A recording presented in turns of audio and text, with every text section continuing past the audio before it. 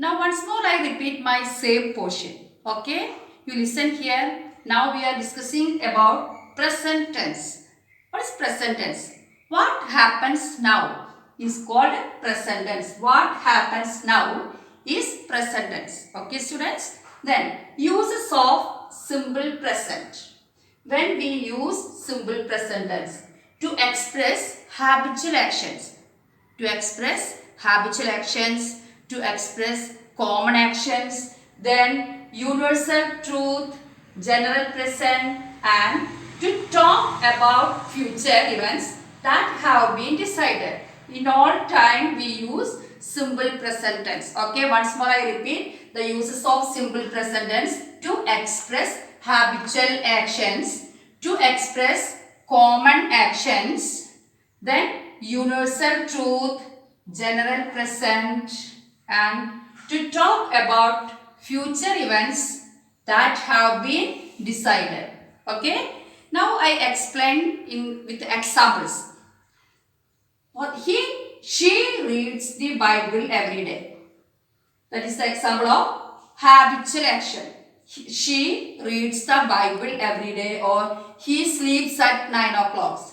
All these examples of habitual actions. Okay, then they live in a small house. That is a common action. She tells good stories. All these are the examples of common action.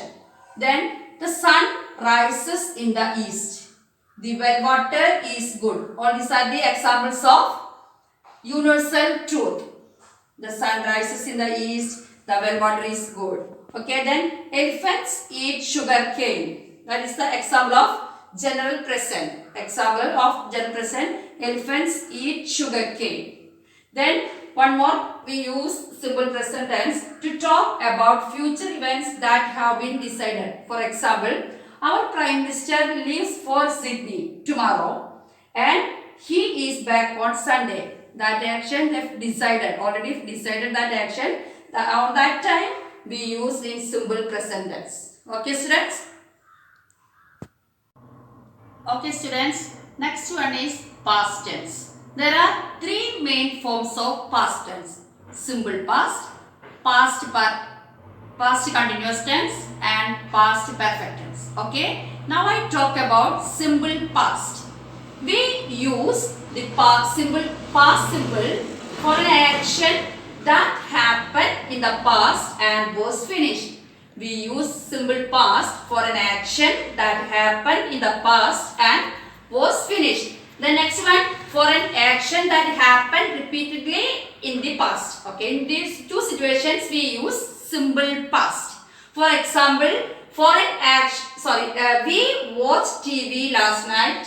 I bought a computer last year. Both these two sentences for an example of for an action that happened in the past and was finished. That two actions are already finished. Okay, the next one, for an action that happened repeatedly in the past. For example, he studied many hours every day and I walked to school every day last year. Okay, these two are the examples of the action happened repeatedly in the past. Okay students? Next we are going to discuss about future tense. What is future? To express what is going to happen. Okay. Then uses of future tense. When we use future tense to denote events that are yet to take place.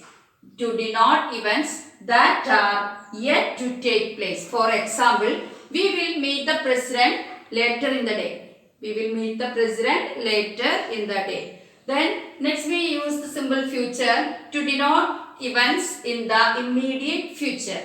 Immediate future, what will happen? Your class will end at 4 p.m. 4 o'clock. Your class will end at 4 o'clock. Then next one, we use simple future to talk about something that might happen in the near future. For example, your fish will not survive if you do not look after them well.